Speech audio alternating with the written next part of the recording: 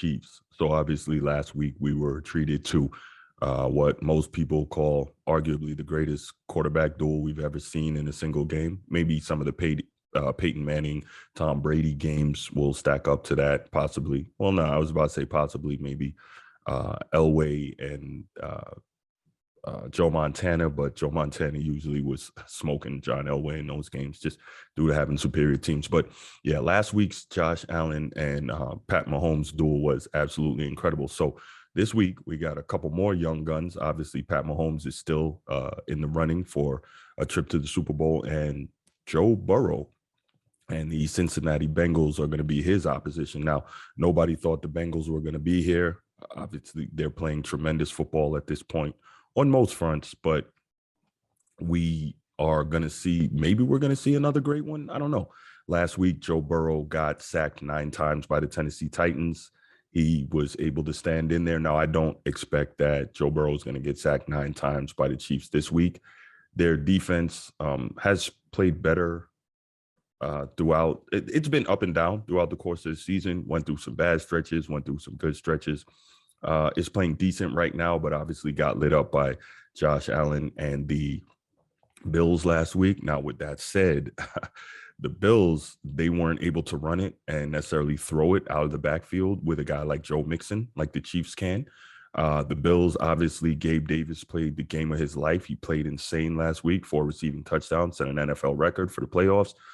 But Gabe Davis is no Jamar Chase. He is nowhere near Jamar Chase.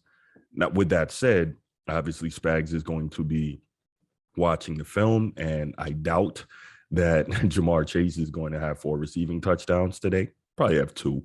I doubt he's going to have 4. Honey Badger, I think, should be back for the game. I think last week he went out with concussion protocol. I think I would have to check on that. But if he's back for the game, that kind of shores up that back end a bit.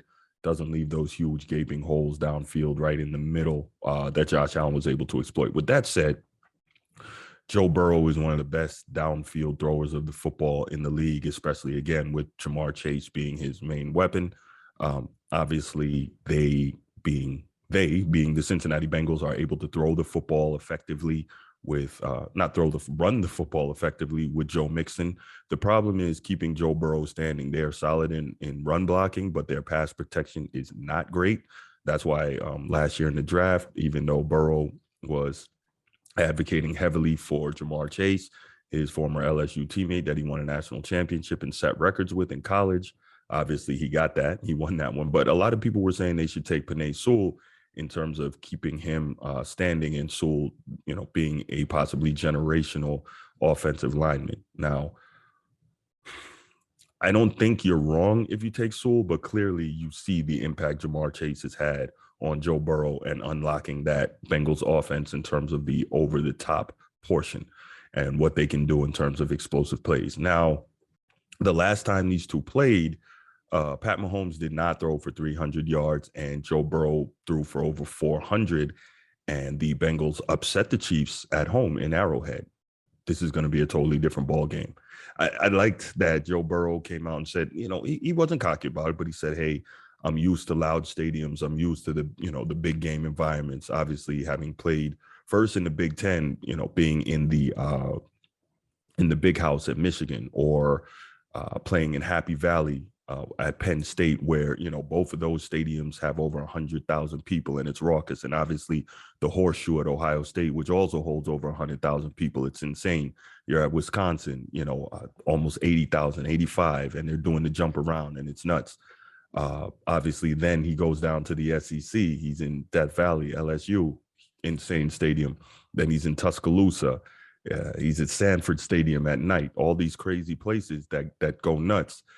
He's in the Swamp at Georgia. So Joe Burrow is no stranger to playing in extremely loud, extremely angry, raucous football environments. With that said, Arrowhead is probably a different animal in terms of just how loud it can get. I believe at one point it had set the world record for loudest outdoor stadium at a sporting event.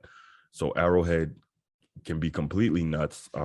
Obviously right up there with can't remember what's the name of the stadium now, but the stadium up in Seattle, I think CenturyLink Field, where the Seahawks play. But yeah, Joe Burrow, while he's not going to be afraid, it may be a totally different ball game. I hope Zach Taylor and that offense have been working on their silent count and their hand signals, because they're not going to be able to hear very much when they've got the ball and that Chiefs crowd is going insane. But with all of that said, I have a hard time picking against Pat Mahomes in the playoffs, especially at home.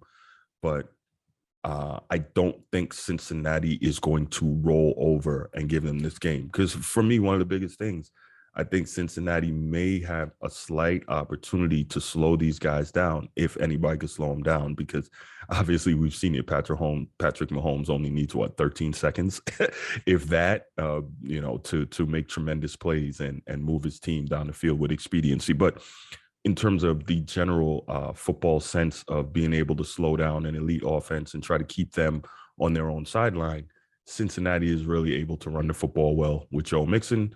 As I said, he's also a threat to receive it out of the backfield. That's something I really like about him. Again, I think he's one of the best overall backs in the league. I think that definitely makes for the ability to move the chain slowly. And then, of course, when you can run it, now you include the play action element, and that really uncorks your over the top, where they have one of the greatest over the top threats in the league in Jamar Chase. This guy, he's just a freak. And the scary thing is he can catch it and, unload and take off on you with speed in terms of yards after catch, but just bombs away over the top. He's able to do a lot of things. So I think one of the keys is, what are we going to see from Honey Badger, Tyrann Mathieu? Is he going to play? Is he going to play well? What are we going to see from Steve Spagnuolo? Is he going to incorporate more zone concepts? We know he likes to play a lot of man. Is he going to blitz more, or is he going to try and stay with getting pressure from the front four and then covering downfield? This is going to be very interesting. If I'm Spags, I don't try to blitz a lot to start. And where he's had success before, he hasn't had to do that, obviously, with the Giants and winning championships, because he had the NASCAR package and those four guys up front could really get after the quarterback. And so you really try to push that, because obviously, again, Joe Burrow got sacked 9 times last week. He's been hit a ton over this past season. He's more mobile than you think in terms of being able to get out of the pocket, make some plays, get the ball downfield, or pick up first downs with his legs, no question. But that is not an offensive line that can withstand a pass rush that's coming to get him. So if I'm Spagnuolo, I'm definitely trying front four first, and hopefully I'll be able to get there. But if not, then maybe I try to dial up some creative blitzes. But you got to be very careful on the back end, because, again, Jamar Chase, arguably the best deep threat in the league, he's going to burn you over the top. And Joe Burrow is not afraid to stand in there, look down the proverbial gun barrel, and let that thing go. Again, this game has the potential to be another offensive shootout. I don't know if it's going to be anything like what we saw last week, but definitely has the potential to have a lot of points scored on both sides. Really looking forward to that. But wrapping it up, I don't believe that the Bengals are going to go in there and win. It's a tough ask to, number one, you're in your second year. It's rare see a guy go to the Super Bowl in his second year, and B, Joe Burrow is not in a position with the Bengals where he's along for the ride. He's riding a great defense and great running game. Joe Burrow is the guy pulling the trigger. And while he's special, I don't know if he's ready just yet in terms of going to the Super Bowl. Now, you never know. He obviously has that Brady-esque chip on his shoulder. I'm not saying he's going to be Brady. Obviously, we'll never see another Brady again. But in terms of similar physical makeup, not having the biggest arm, but being able to make throws, really smart guy, reading defenses, et cetera, et cetera. But second year, he doesn't have the most elite of defenses, doesn't have an elite offensive line, can run the ball, has an elite weapon on the outside, but I don't know if it's ready yet. And just going into Arrowhead in the playoff environment, winning there with all that noise, and I just don't know if the Bengals are ready yet. So with that said, again, not going to pick a score, but I think I have the Bengals fairly close. Probably not the Bengals. I'm sorry, the Chiefs, 7-point win, maybe 10, but I don't know if it gets to 10, but 7 points. So, great season for the Bengals, but I think it stops here. All right. So thanks for tuning in. Appreciate it. If you like the show, please give me a quick thumbs up. If you have any comments, don't hesitate to leave them. Also, if you want to subscribe to the show, if you're not already, please go ahead and click the subscribe button in the lower right corner of your screen and click that bell so you can be notified when new content comes out on the channel. You can stay up with us. If you want the audio version of the podcast, anywhere you want your audio podcast, you can find us.